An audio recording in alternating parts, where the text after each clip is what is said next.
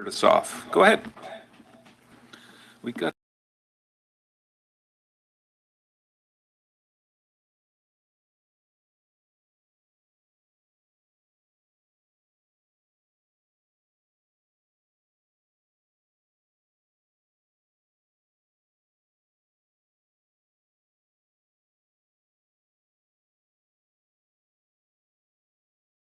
We have no audio here.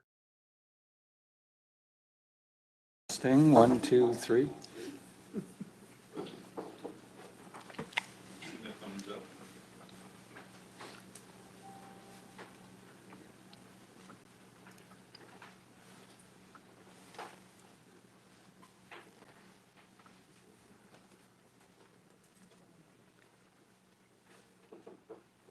Okay, well, let's try this one again.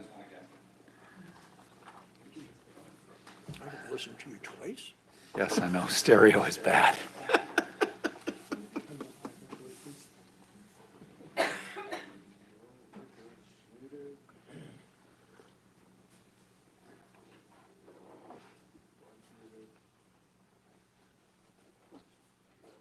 Okay, how's this? Perfect.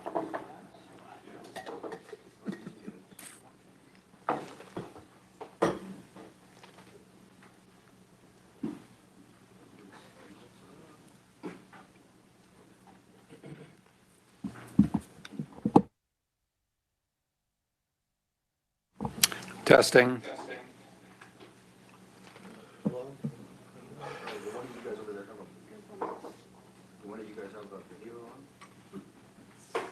No?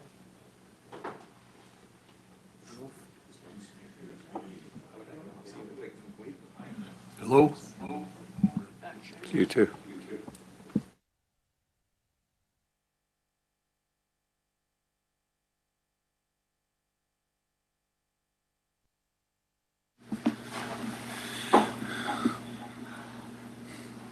Can we pinpoint it? Is that the only speaker we have? Comes from everywhere. Every mic. Can they hear? Can Rick and Bob hear it all? I don't know. No, there they go. Says again. That's pretty Yeah, good. I have audio now, thank you. I'm not sure about Bob though. Yep. Yeah. He's shaking his head yes. We've just got an echo in the room here is all.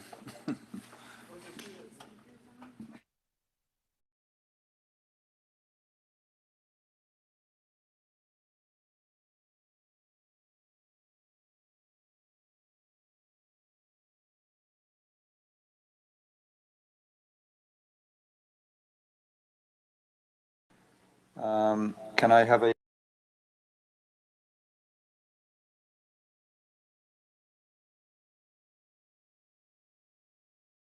Lost audio again.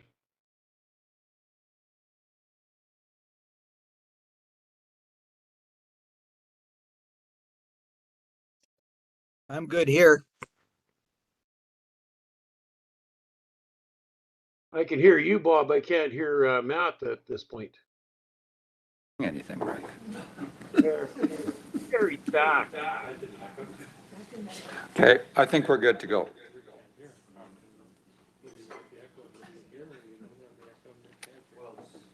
Okay, let's try this.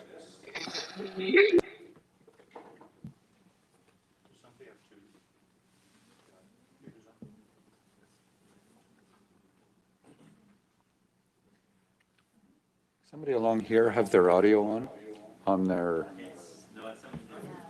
lap iPads? Is it? You blaming me? You blaming the millennial here? You got it, pup. I'm not, trust me. In a heartbeat, eh? Yeah.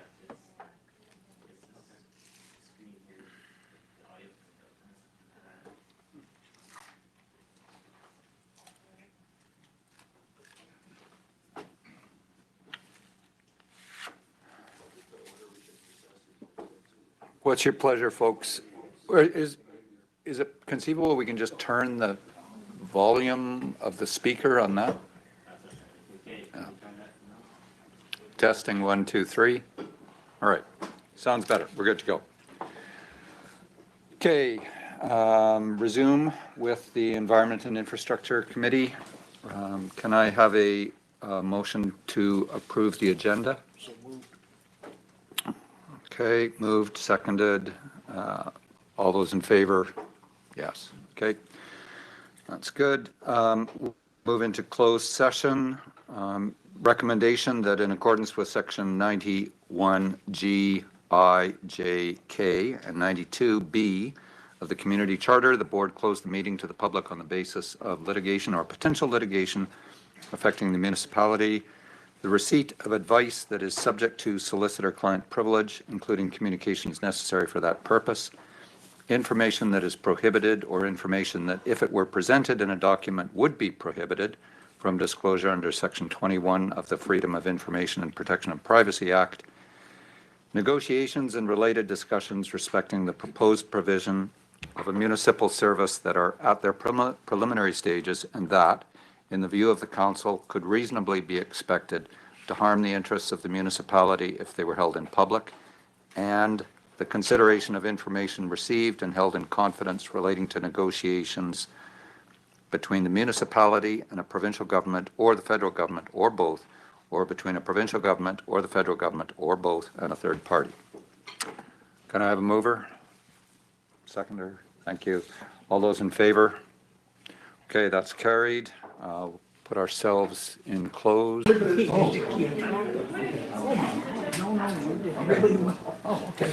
Hey, we do have enough to get started here as far as a quorum goes, so I'll call the Corporate Services Committee meeting to order. Looking for a motion to approve the agenda. Moved, seconded, thank you. All in favor? Great. Any opposed? Motion carries. First item up is a Legislative Services Department Board Orientation. I'll go to the CAO. Thank you, Chair. So I've directed each department to come at least once a month to do an overview of each of the departments, describe what they do, keep it within 15 minutes. This term is for Legislative Services, so it would be Ms. Malden's department. So I will pass this on to Ms. Malden. Adam, do you have our presentation? I didn't think I had an email from you. It's the one, the Legislative Services Board introduction. I emailed it this morning. Great.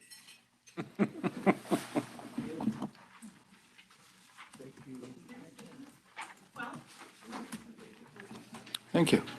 I love these things. I love these things.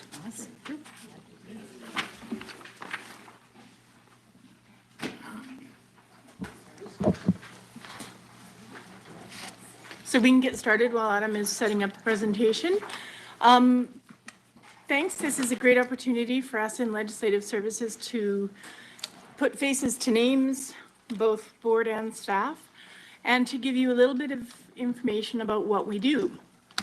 Legislative Services, typically people think of it as creating agendas and minutes and helping out board members and that sort of thing, but it's so much more in any organization. Legislative services, corporate services can be a catch-all. So in some organizations, they look after transit, bylaw enforcement. CAO?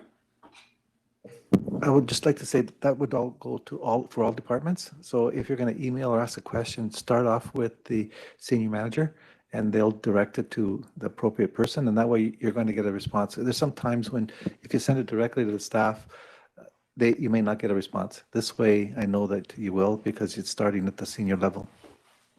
Okay, Director Coyne. I just want to say thank you, and I want to say thank you to Christy for keeping us out of trouble. But do I? You pretend. Well, she's doing her best, put it that way. Again, thank you, everybody, and everybody who showed. We do appreciate all the effort you put in for us. Thank you. Moving on, and a quick question. We were supposed to have a delegation. I'm not sure whether we can get them online, or was that the intent? No, that's actually, Okay, if they're in person? Perfect. Well, let's have the delegation in, and then we're going to probably recess if we can. My dad's eating some lunch already. Yeah.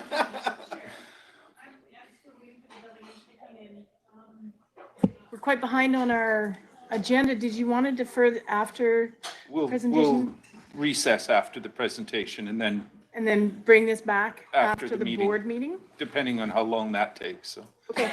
we're chatty today, it seems. Yeah.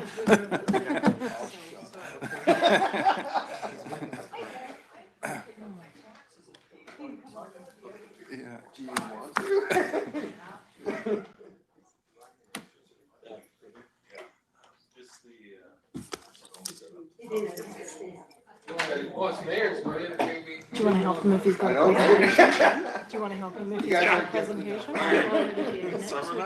Wonderful. Wonderful. Yeah, how much you That's make, great. Doug?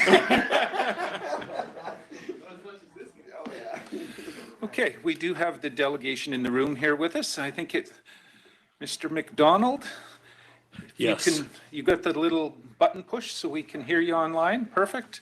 And appreciate you coming. And I understand a presentation for us. So fly at Yes, it. yes, and thank you very much for allowing me to present to the RDOS. I was going to say this morning, but now this afternoon. It's always, I'm always happy to come back to Penticton. I grew up in Penticton, so it's great to be back home. My talk today is specifically is about wildfires, and specifically to inform people that there are solutions to reduce the frequency and intensity of wildfires. Myself, I'm a retired forester with over 38 years experience in a wide range of capacities within the forest sector. So I have a lot of experience in history dealing with these matters. And quite frankly, myself and a colleague have gotten very, very frustrated with the doom and gloom and misinformation being spread about wildfires. We're especially concerned about the lack of any tangible actions being put forth by the provincial government to mitigate wildfires. This is especially concerning given that 95% of the province is Crown land and the vast majority of it falls under the jurisdiction of the provincial government. I guess the lack of action can be best described by looking at the 2024 provincial budget where $0 were allocated towards wildfire mitigation. They did allocate some money for wildfire suppression and a little bit for post-wildfire recovery, but $0 for wildfire mitigation. And the provincial government's body, the BC Wildfire Service, back in 2017, had mapped the province and identified 39 million hectares of forested land as being at high or extreme risk of wildfires. So that was 2017. We've had a lot of drought since then, so it's far, far worse. Despite the doom and gloom, we're encouraged by the work going on by groups such as yourselves at the local and community level through things like Fire Smart, community wildfire preparedness plans, emergency prepared plans, etc. However, that's only half of it. And if the provincial government doesn't do their job, then really a lot of the work you're doing is for naught, because the wildfires will become so intense and so frequent, as we witnessed last summer in West Kelowna, that really the Fire Smart programs only can serve half of the, or a lot less effective than they would have otherwise been. So just a quick recap. I'm not sure how to move this forward. There we go. Quick recap of 2023. In BC, 2.84 million hectares burned. This is about twice the size of the RDOS. We spent over $1 billion trying to suppress these wildfires, but unfortunately that's only a fraction of the true costs of the wildfires. People don't often speak to the true costs, but the true costs would include everything from damage to property, infrastructure damage, loss of taxes, worse, loss of life, mental anguish, etc. And recent studies in the Western US suggest that the true costs are anywhere from 2 to 20 times the cost spent on suppressing the wildfires. A recent paper put out by the Forest Practices Board of BC suggests these could be as high as 30 times.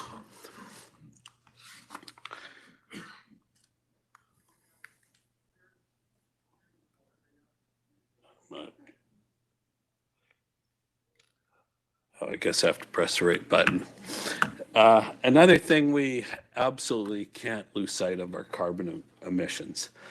A lot of people don't understand that when jurisdictions such as BC or Canada report their carbon emissions, they only report those that are human sourced or human caused. They don't include natural sources. So the wildfires of 2023 in BC emitted 102 megatons. That's the estimated number. That's 165% more than what BC emitted when you counted all human-caused activities. So to put this into sort of layman's terms and perspective, that's the equivalent of the emissions from 22.2 million cars. Well, that's 6 times the number of cars that are registered in BC. And when we look at Canada, it's significantly greater. 18.5 million hectares burned last year in Canada. The CO2 emissions were the equivalent of 104 million automobiles. And here we are spending all this money on subsidizing battery plants when we could get a much larger bang for our buck mitigating our forests and hopefully reducing the amount of smoke and carbon being emitted into the atmosphere. So just a real brief understanding of fire. Fire is actually really simple. It's composed of 3 main components: oxygen, heat, and fuel. If you remove one, you don't have fire. We cannot control oxygen or heat, but we can control fuel. If we reduce the fuel in our forests, we'll have far fewer fires, far less intense fires that are much easier to suppress, which means way less smoke, way less carbon being emitted. Our forests today are very old and unhealthy, both in BC and in Canada. Unfortunately, this is largely due to human intervention in the form of wildfire suppression. Wildfire suppression has played a large role in eliminating the frequent wildfires that used to occur. These were very low intensity fires that used to occur in much of the interior, especially the dry interior of the Okanagan. These fires occurred very frequently in this area, usually a 10 to 25 year return interval, and they kept the amount of fuel in check, which kept the fires back then much less intense and nothing like what we're experiencing today. So our forests back then looked different. They were far denser. Our forests today are far denser, much older. They are much more even age, and they lack openings, breaks, meadows, all those things that contribute to slowing the spread of fire. As a result of this, our fires today are much more susceptible to disease, pests, drought, and wildfire. So here's a quick comparison of forests. This one's from Washington State. You can see Mount Rainier in the background to the right. The top photo from 1936, you can see all the various age class differences, the openings, some mature forests, some immature forests, looked vastly different than the photo below, which is from 2012, where you have the sea of green and it's all even aged. But if you look very, very closely, you can see little patches of red all throughout there. And that's evidence of a pest outbreak. And it's actually a tinderbox waiting for a fire, and the whole hillside will go up. So although we think that's healthy at the bottom and what forests should look like, it's actually not. Here's another example closer to home, just outside of Armstrong. And the snow on the photo to the left from 1906 really shows the openings and areas where there probably had been fires more recently. Compare that with 2020, when now those are all forested. We no longer have the openings or breaks, whatnot, which could slow a fire should one get started going forward. So what can we do? Well, our goal has to be to create, develop much healthier forests. Typically, healthy forests are much younger, they're less dense, multi-aged, multi-species, and compare many more openings, breaks, meadows, and certainly contain much less fuel. Healthy forests are less susceptible to disease, outbreak, pests, and have the added benefit of providing much better water quality, providing better habitat for wildlife, and fewer, less intense fires. Unfortunately, our provincial government doesn't seem to understand this. All of their policy and focus recently has been on old growth, preserving areas, setting areas aside, minimizing disturbance. And unfortunately, they're making a bad problem way, way worse. They don't seem to understand that by doing this, they're actually building the fuel levels up in our forests rather than decreasing them. So absolutely, we must try to influence the government to change their focus and policy going forward. So what is the solution? It's forest management. Through forest management, we can recreate forests how they looked 100 years ago. We can create resilient forests by reducing the density, the age, increasing the diversity in our forests, allowing for more openings, breaks, what have you. As previously mentioned, we will always have wildfires, but if we reduce the fuel levels, they will be way less intense. They'll be much easier to suppress. Then we no longer will have the smoke for days, weeks on end, and we'll emit way less carbon into the atmosphere. So here's an example of an untreated versus a treated stand. As you see on the picture to the left, that's just a powder keg waiting to go off. You have all that debris, which is going to result in fires easily getting established and easily crowning, and you're going to have a very explosive situation on your left. On your right, the treated forest, it can withstand a very low, less intense fire.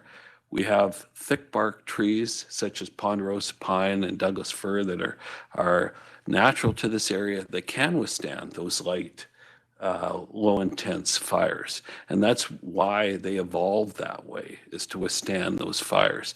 That way it'll keep the amount of fuel in the forest controlled and reduce our risk from wildfires going forward. Incidentally, this work was done just outside of West Kelowna by the West Bank First Nation Forestry Corporation, and the firefighters last fall or summer fall when we had the West Kelowna said every time the fire hit one of these, the intensity dropped dramatically and they were able to get a foothold in these areas. So here's another example of the benefit of a young, healthy, resilient forest. This was a wildfire in the Joe Rich area, just east of Kelowna. And you can see that the young forest stopped the fire. Now, we're not advocating that we have this, these young age causes everywhere, but we're advocating for a mix of age causes across the landscape. So in summary, we'll continue to have wildfires, but we must reduce the fuel levels. Our objective must be younger, healthier forests, and forest management is the key. Provincial government policy must change, and we believe that the local government leaders can play an essential role in helping to influence government to make these changes possible. And with that, I'd just like to thank you and open it up for questions. But before I do that, I want to say that myself and a colleague, Murray Wilson, we are available if there's any questions you people may have or want any assistance going forward. We're retired and we're just frustrated with the lack of action, and that we know a lot more can be done going forward. Thank you.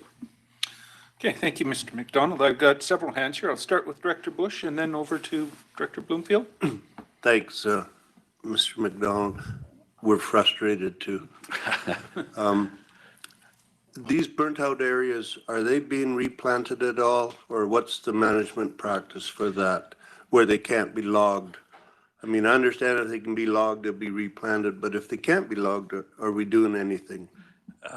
Excellent question. In fact, I'll answer that in two parts. First off, the salvage of these burnt over areas is extremely important and has to be done very, very quickly soon after the fire. Otherwise, the wood checks and becomes the value of it decreases substantially. Unfortunately, the provincial government is extremely slow in issuing any permits and whatnot, and typically they're being issued too late, and then the wood's worthless. As far as reforestation on those sites, it all depends on how intense the fire was.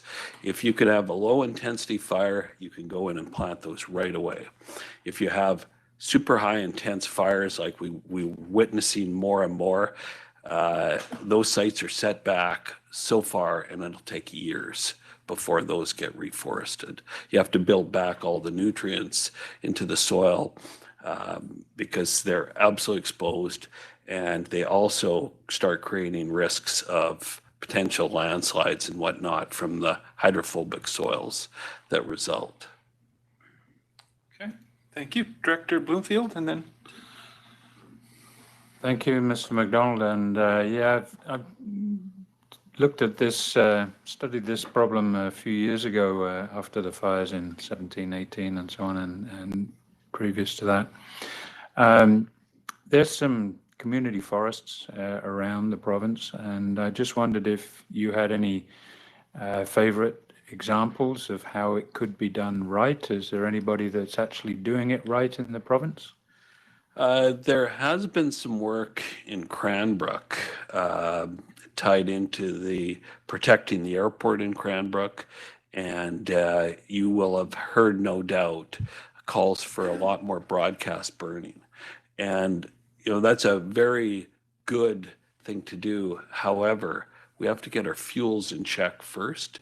So we'd have to remove the fuels to be able to carry out a successful broadcast burn. Unfortunately, in a lot of areas, the fuels are so much that if you light the map, they're out of control, and you will no longer be able to achieve what your objective is. So in the Cranbrook area, they've done a lot of work in and around the airport, recognizing the value of that airport to the community. And so they had to remove those fuels before they carried off the broadcast burn. And I think it's an example of just what we're facing because this issue has gotten so far out of hand. Okay. Director Taylor and then Director Coyne. Yeah, I really like that picture you had of the untreated versus the treated. I see a secondary use for in the treated area. I think ranching, grazing becomes much more productive. In a natural system, how was the treated model being achieved? How would that be accomplished? In a natural system, we would have had fires going through this area, especially in and around the Okanagan, probably every 10 to 25 years. So what that would have prevented, it would have prevented the number of stems, the density in the area, the younger trees getting established growing up. It would have burnt off the dead and dying trees, but not all at once. It would have been sporadic every so often. So it would have kept the overall fire a low intensity fire, and its frequency that's really enabling it to keep that at bay without causing much more vigorous fires. Okay. Director Coyne? Thank you. This mentality that all old growth is the same as destroying our province. And to Director Taylor's comment about natural, there wasn't really a natural forest here. It was managed for millennia before Europeans showed up on the landscape through fire, mostly. You know, you showed that one picture there with the old growth, or with all the fall down and that. It's not conducive to ungulates or anything. You go into some of our old growth stands now, and especially in the Princeton area, and you can't walk through it. It means a moose can't walk through it. It's absolutely ridiculous that we're all held to the same standard when an interior pine ecosystem doesn't last as long as a coastal rainforest ecosystem. And we're artificially creating this system of fire that is devastating on our landscape because it burns so hot now. And I don't know how we, I guess this is for you, I don't know how we get that message to the public that old growth isn't all equal and our old growth isn't supposed to exist in the shape that it is. I've flown over fires, I'm sure Director Gilbert has done the same. And you see where the fire goes, and it ravishes the old growth, and all the new stands are, you know, they're a little orange on the outside, but they're healthy and growing. And this is just destroying our forest industry, and it's causing major concerns across the province. Excellent points. And it's something I've struggled myself with, is how do we get the provincial government and the federal government to recognize this and change. And the one area I think we have a chance is through carbon emissions. You know, the numbers that I presented, and it seems like nowadays that's what everybody is focused on. And that's probably the one thing that we can probably all agree is we need to reduce the amount of carbon being emitted into our atmosphere. But when our governments don't even report that or like to admit how much it is, I think maybe that's where we could start getting some buy-in from the general public. And, you know, not to jump on criticizing the government's bandwagon, but the amount of money that is being allocated for subsidizing battery plants and purchasing electric vehicles. I mean, it's great to move that way, but there's zero being put towards wildfire mitigation. And one report I read, they estimated that for every $1 being spent on mitigation, they estimate there's a $15 return. So I think that sounds pretty significant to me. And so that's the angle that we're hoping will gain some traction. Okay, Director McCordoff. Thank you very much. Interesting that yesterday I was on ETSI-BC, Economic Trust of the Southern Interior, and it was a meeting on FIR, which is Forest Impact Recovery. And ETSI-BC does have this project. They got some money from the province to do this, and we heard two people that were speaking on it yesterday. One is Todd Chamberlain, who's the Interior Logging Association member in the Okanagan, and another really interesting gentleman, Dan McMaster, who is the forest manager for OIB, Osuyas Indian Band. He was really interesting, talking about what the OIB is doing in community forests, selective logging, not just clear cutting everything, but making sure there were breaks, but selecting, similar to what you have mentioned, planting the correct trees, planting native bushes as well as part of the planting program, and using all the wood. And I thought when I heard this gentleman yesterday, I thought, gee, he would be a really interesting speaker to come to the RDOS. So we need little bits of good news every once in a while, and I think that this particular issue is probably a good news story. Thanks. Yeah, absolutely. And thanks for raising that. I know both of those individuals well, and I think the messaging is very consistent. Okay, Director Holmes. And if we So yeah, it might be too late for Silga, but I think we should make a note that it might, when we discuss UBCM resolutions, that, a resolution that calling on the government to start reporting wildfire smoke as part of their carbon emission reporting might be something worth taking forward. Yeah. Good point. Okay, I'm not seeing any other hands, so thank you, Mr. McDonald, for coming in and presenting to us. It's much appreciated and always something new to consider. You bet. And if you do decide to pursue anything and you have questions, by all means, myself and my colleague we're retired, so it might be on the golf course or something, but we'd be happy to help out. All right, thank you. Okay, we're just going to recess the meeting now, take lunch, and we'll move into the regular board meeting after the lunch break. I think due to the time, we'd better say at least 1:45 for restart on the regular board meeting.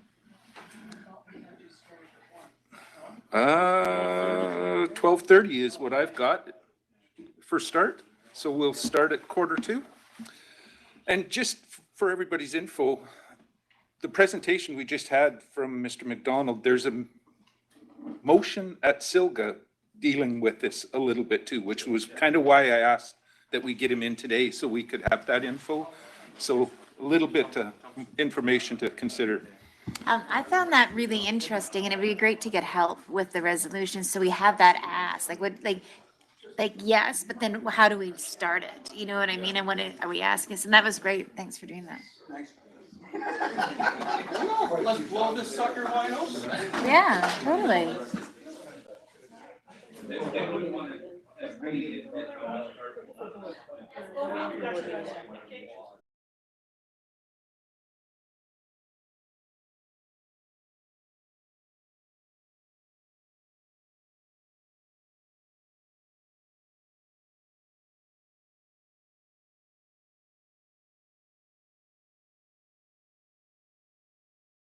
Approve the agenda.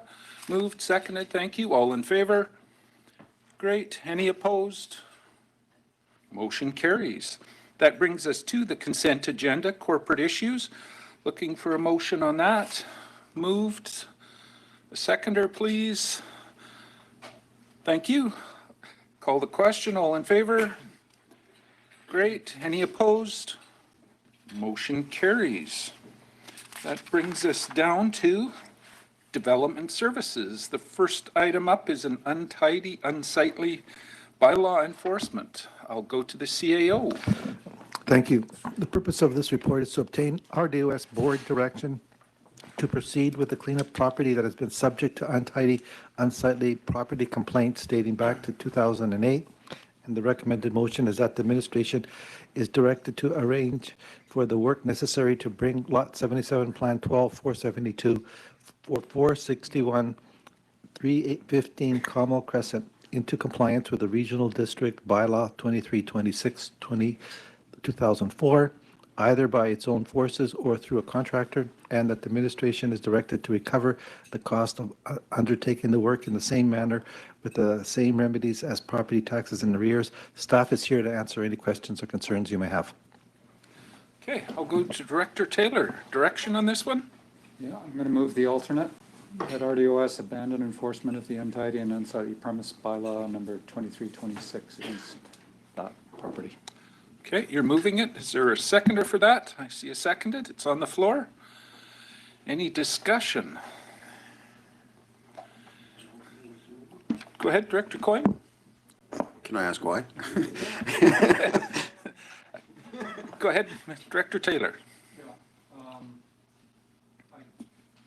The grass is long. I don't see abandoned equipment, abandoned vehicles.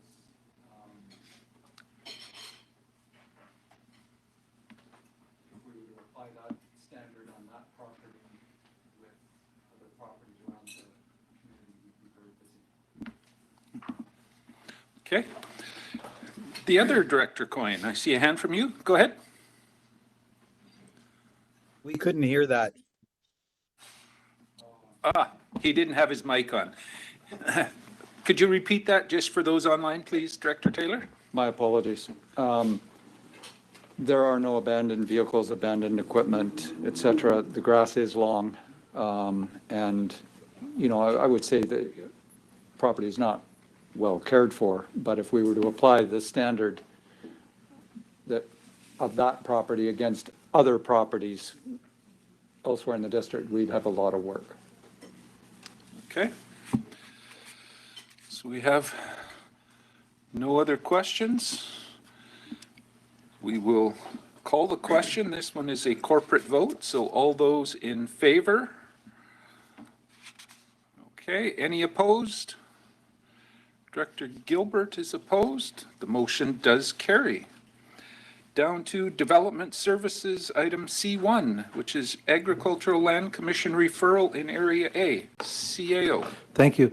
This report is in regards to the application to the Agricultural Land Commission under Section 20.1.2 of the Agricultural Land Commission Act, and is a referral to the regional district in order to allow residential use of 2 accessory structures on a parcel of land with the agricultural land reserve. And the recommended motion is that the Board of Directors authorize application for a adhesive residential use, additional residence for farm use, 17310 103 Street, Lot 791, KAP 4230, that the Agricultural Land Commission be advised that the Board of Directors support the use of a statutory covenant registered under Section 219 of the Land Title Act in favor of the ALC in order to require that the use of the sleeping units is restricted to farm labor only. Staff is here to answer questions or concerns. Okay, thank you for that. This is in my area, and I'm supportive of this moving forward. If someone's prepared to move that, seconded, it's on the floor. Any discussion, Director Monteith? Through the chair, not about this application, but in general, we have so many of these that get referred to ALC, but I never know if they get approved. Is there a way that we get a report on that? Is there a tracking on that? I'm just curious. Because we have a lot of these get referred, but are they successful? We don't know what happens with them. Anything you can tell us there, Mr. Garish? Well, I mean, we can certainly check our procedures. I think as is common with most provincial ministries, there's a significant time delay in terms of approvals, but my understanding is that we do receive email notification from the Land Commission when a decision is rendered, and I thought we were forwarding those to the individual director for the applicable electoral area when they came down, but I can certainly look into our process and see if we're still doing that. Okay, and maybe we may want to broaden it just to the board or something. It's a thought, but maybe we can discuss that separately offline. Any questions specific to this application? Seeing no hands, this one is again a corporate vote. All those in favor? Thank you. Any opposed? Motion carries. Down to C2, another Agricultural Land Commission referral in Area H this time, CAO. The purpose of this report is to adjust the lot lines between the parcel and dedicated portion of Baker Hill Road. The administrative recommendation is that the Board of Directors authorize the application for a boundary adjustment and road dedication involving the properties at 1245 Baker Hill Road, District Lot 1192, Lot A, District Lot again at 1506, to proceed to the Agricultural Land Commission. Staff is here to answer questions. Okay, thank you. I'll go to Director Coyne. Direction. To make the administrative recommendation, please. Okay, moved and seconder. It's on the floor. Any discussion on this one? Looking around the room, not seeing any hands. Again, corporate vote. All those in favor? Thank you. Any opposed? Motion carries. Brings us down to C3, a development variance permit in electoral area C, CAO. Thank you. This application is seeking a variance to the maximum accessory building height provision that applies to the subject property in order to construct an accessory building. And the recommended motion is that the development variance permit C 2024.12 to allow the construction of an overheight accessory building at 7619 Wheatgrass Place be approved. Okay, I'll go to Director Knodel. Direction on this? Move the administrative recommendation. Moved, seconded, it's on the floor. Any discussion on this one? Director Knodel, go ahead. There is one representation against it, but it seems to refer more to the agricultural abilities of the proponent. It's a matter of inches. We're not building a skyscraper here. So unfortunately, don't find the recommendation against it of value. Thank you. Okay. Anybody else have any questions or comments? Seeing none, this one is a rural vote. I'll call the question. All those in favor? Thank you. Any opposed? Motion carries. Down to C4, a DVP in electoral area E. CAO. Thank you. This application is seeking a variance to the front and rear parcel line setbacks that apply to the subject property in order to undertake construction of a new single detached dwelling. The recommended motion is that development variance permit E 2024.010 to allow to the construction of a single detached dwelling at 4545 Mill Road be approved. Staff is here to answer questions. I'll go to Director Federico. Direction. I'd like to move the administrative recommendation. Okay, moved. Seconder for that. Thank you. It's on the floor. Any discussion on this one? Not seeing any hands. Again, a rural vote. I'll call the question. All in favor? Thank you. Any opposed? Motion carries. Down to C5. Almost got confused. They're both on Mill Road, but anyway, CAO. Thank you. This application is seeking a variance to the front and rear parcel setbacks that apply to the subject property in order to undertake construction of a new single detached dwelling. I'm confused too. That development variance permit E 2024.011 to allow the construction of a single detached dwelling at 4535 Mill Road be approved. Okay, we got that right. Go to Director Federico. I'll move the administrative recommendation. Moved, seconded, thank you. Any discussion on this one? Seeing no hands, again, a rural vote. All those in favor? Thank you. Any opposed? Motion carries. Down to C6, a development variance permit in Area F, CAO. Thank you. This application is seeking variance to accessory building height regulation that applies to the subject property in order to construct a steel engineered building on the property at 1204 Veteran Drive. And the recommended motion is that development variance permit F 2024.004 to allow for the construction of an over-height accessory building at 1204 Veteran Drive be approved. I'll go to Director Gettens. Thanks to the chair. I'm going to make an alternate recommendation that staff be directed to notify the neighbors of the application not less than 100 meters in circumference from around the building, and which is part of our policy outlined in the development procedures bylaw. Okay, so you're moving that. It be sent, letters sent. Okay. Yep, Is there a seconder for that? It's on the floor. Yeah, I'll just for clarity, the letters were sent initially, but only within the 60 meter circumference, 60 meters. And so we already did have one response back from that letter, but when citizens saw the agenda, they were concerned that they hadn't been officially or properly notified. So I'd like that process to take place, please. Okay. Any further discussion on it? Not seeing. Oh, go ahead, Director Bush. Do the people get to talk about it? Or is it just? Not at this stage. It's not being denied. It's just being sent out for further letters or consultation, I guess is the proper word. Just public consultation on this one for sure. It's an important one. Okay. And this is staying as rural with the change. I'm just going to check with Ms. Molden. Okay, it's a rural vote then. Call the question. All in favor? Thank you. Any opposed? Motion carries. Down to C7, a temporary use permit in Area E. Director Federico. Oh, sorry, I'll go to CAO first. Thank you. So this application is seeking to allow a vacation rental to take place in accessory on a subject property through the issuance of a temporary use permit, with the recommendation being as soon as I get this working, that temporary use permit E 2024.004 to allow a vacation rental use at 2870 Gammon Road be approved. Staff's here to answer your questions. Okay, now over to Director Federico. I'd like to move the staff recommendation.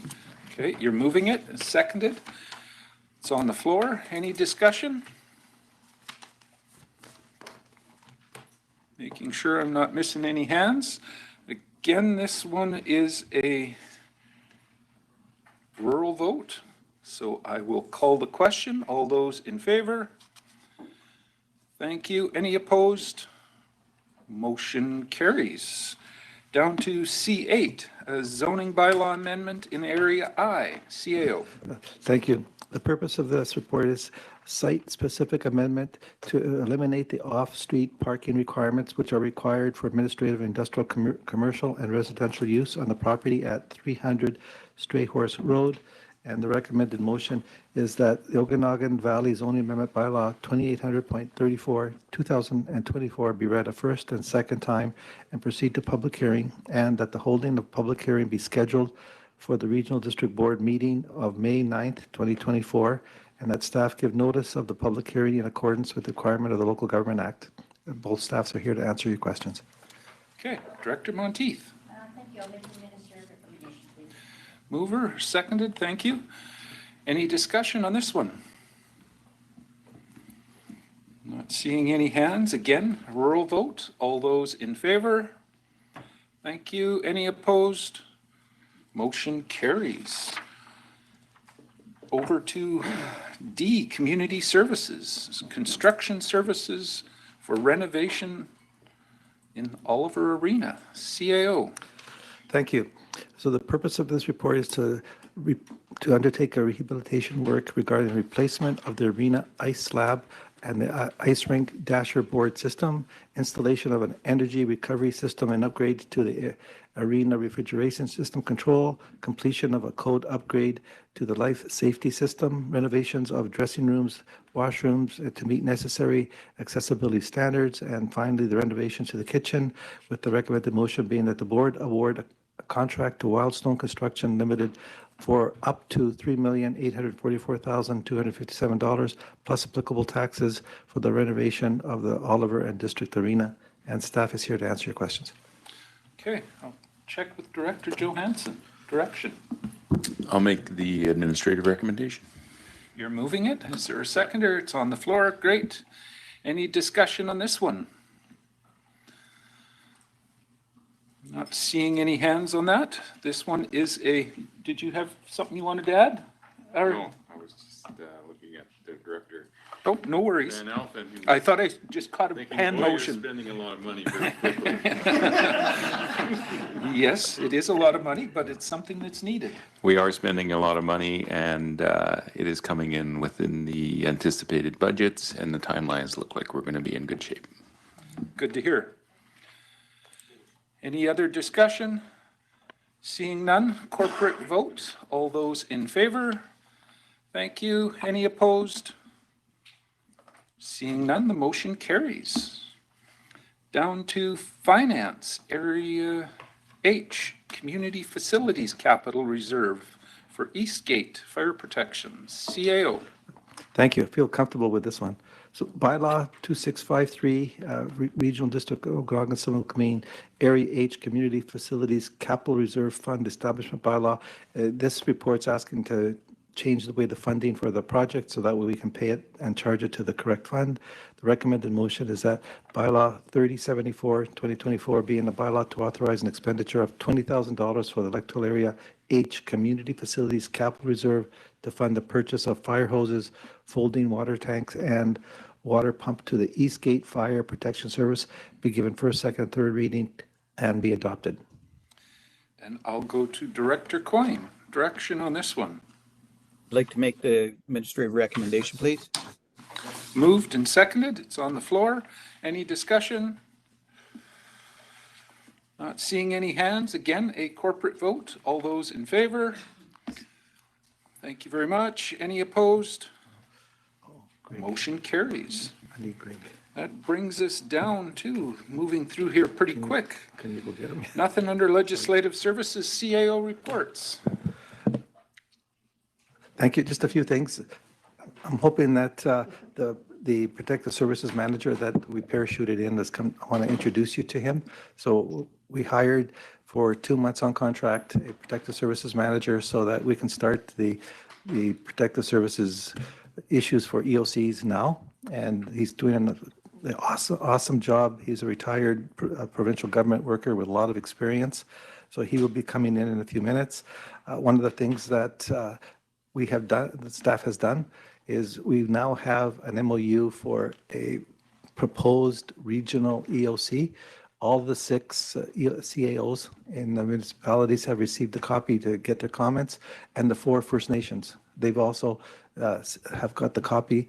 The provincial government has got a copy, and they've asked permission, just so everyone knows, if they can actually spread it out throughout the province and throughout their ministries to see if it's useful for them as a template. So they're interested, very interested in regional EOCs. So that's something that the mayors and councillors in this may want to talk to their CAOs. I haven't received any comments back from them, but I'm hoping to get something sooner than later so that I can then take it to the board to see how you think about it. One of the other things that I want to thank the Tulameen Fire Department. They've actually volunteered their secondary fire hall as a secondary EOC if required in that area. As you know, one of the marching orders that you gave me is to look at changing the EOCs, and we're going to have a primary and secondary EOC, the secondary being in the Similkameen. That is one of what I expect. Another one in Princeton, another one in Headley, and the last one would be in Caramias. It wouldn't be all at the same time. It would depend where the emergency is and where the EOC is, because the staff has to be safe and has to be operational. But if we have a regional one, that might change slightly. Just in the Okanagan, that would be either in our municipality, Summerland, etc. I've had positive responses from Osuyas in that they're keen on it, and same thing with Caramias. This is even before the MOU was established, so I haven't, well, as stated, the 6 CAOs haven't commented back, but 2 of the municipalities are ready to go with this. And that's not the individual. Not to hold everyone up, so what I'll do is try to introduce them in the next meeting. As far as having the permanent senior manager, we're having final reviews tomorrow with 1 applicant and 2 more on Monday. All 3 would do a perfect job. 2 of the 3 are exactly in the same position as we're looking for right now in another regional district. So I'm very confident that we're going to have a very good person that's competent, and I think we'll all have a lot of success with this individual. So that's it for me. Okay, that's good news. Thank you for that. Moving on. CAO reports, Chair's report. I just will say that next Thursday, I think it is, there's the Okanagan Collaborative Leadership Meeting. That Wednesday, is it? Okay, whichever day. Yeah, too many of them, but it's in Vernon. And most of the mayors and local Okanagan Valley chairs attend that, and I might have something to report out of that, maybe. We haven't got any decisions really made or picked out any projects, but hopefully something a little more concrete comes of where we're headed or what we might be doing in the future with this group. So I'll report back on that. Director's motions. Any director's motions? Not seeing any hands there. Board members' verbal updates. Anything to report from your area? Go ahead, Director Johansson. Not to report for my area, but I'm not on the board representation as chair of the hospital district, but I just wanted to let everyone know that next week I'll be in Victoria for probably 4 ministers' meetings that have been set up by Rowley, and one of them, the main one for me, is with Minister Dix around the regional hospital district and the 40% funding formula. So I'll be able to report back on the board on how that discussion went. there's been a number of resolutions, I think 3 so far that have gone regarding this topic, and there hasn't been any change, but I think we got some attention this year by providing only 30% funding. So we'll see how the discussion goes. Thank you. Good to hear. That does remind me, though, at the Chairs and CAOs Forum, there was a bit of a discussion on this subject too, and there's other regional districts, particularly those in the north, that are considering reducing what they're contributing as well. So we may have started it, but I think others are following suit. Any other verbal updates? Go ahead, Director Federico. On Saturday is our Naramata community-wide garage sale day. So there's lots of fun stuff happening in Naramata. All right. That's always a big event. Director Taylor. Raised by others, but with the BC Government Caucus meeting in Osoyoos, I just wonder if there's opportunity to get them to send out some tours to some of our problem issues around the region, give them firsthand idea of what we're dealing with. Okay.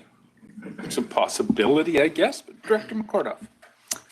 Yes, thank you. I was on the phone the other day with MLA Russell, and he was the one who said that they'll be there for 2 days meeting with caucus, hoping to get out to visit some businesses and that type of thing.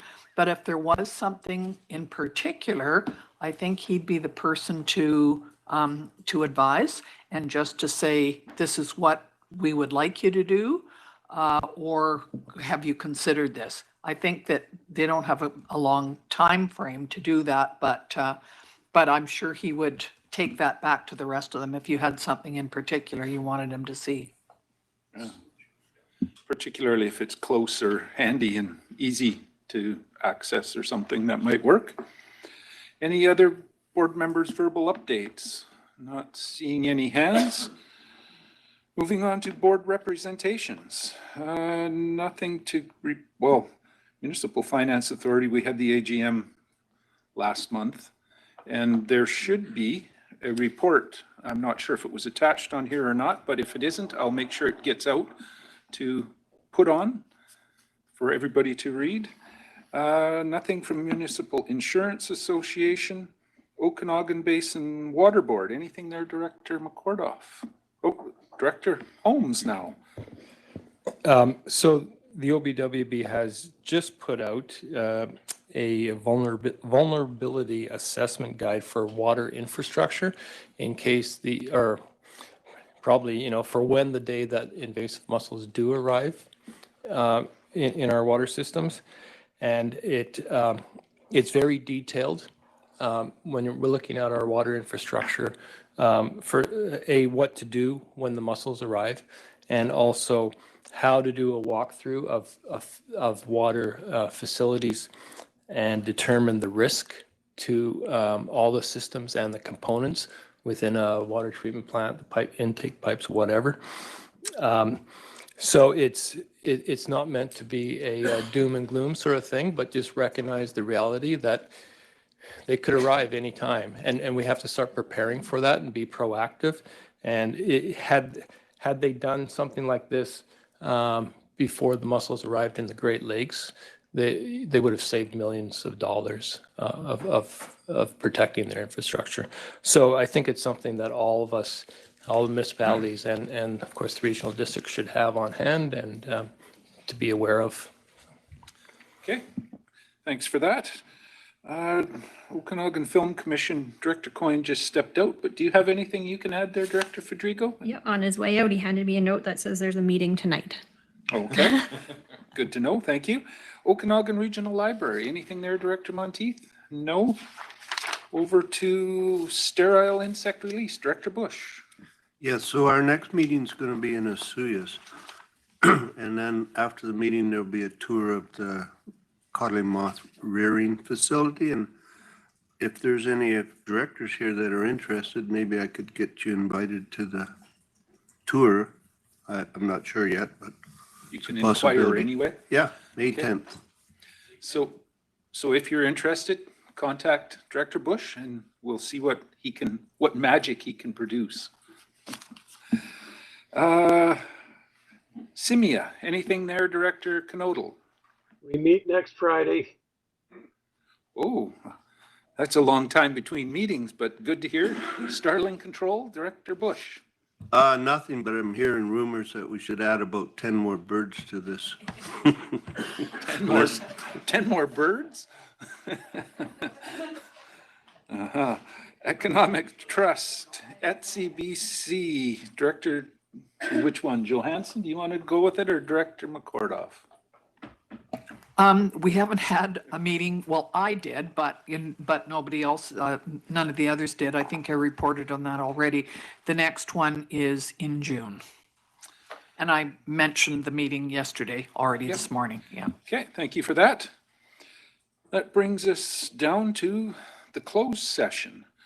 So we've got some minutes to receive. I've just got to read this out, that in accordance with section 91 CEG I, J, K, and 92 BC of the Community Charter, the board closed the meeting to the public on the basis of labor relations or other employee relations, the acquisition, disposition, or expropriation of land or improvements, if the council considers that disclosure could reasonably be expected to harm the interests of the municipality, litigation or potential litigation affecting the municipality, the receipt of advice that is subject to solicitor-client privilege, including communications necessary for that purpose, information that is prohibited, or information that, if it were presented in a document, would be prohibited from disclosure under Section 21 of the Freedom of Information and Protection of Privacy Act, negotiations and related discussions respecting the proposed provisions of a municipal service that are at the preliminary stages, and that in the view of the council could reasonably be expected to harm the interests of the municipality if they were held in public, and the consideration of information received and held in confidence relating to negotiations between municipalities and a provincial government or the federal government or both, or between a provincial government or a federal government or both and a third party. So, motion to go in camera. Moved. Seconded, thank you. All in favor? Great. Any opposed? Motion carries. So I'll give Adam. All in favor? Great. Any opposed? Motion carries. Thank you very much. We will go then back into our Corporate Services Committee meeting, and I believe we were about to go into closed session. So I'll call that back to order, and I'll read out this, that in accordance with section 91 A and C of the Community Charter, the board closed the meeting to the public on the basis of personal information about an identifiable individual who holds or is being considered for a position as an officer, employee, or agent of the municipality, or another position appointed by the municipality in labor relations or other employee relations. So a motion to go in camera. Moved, seconded, thank you. All in favor? Great. Any opposed?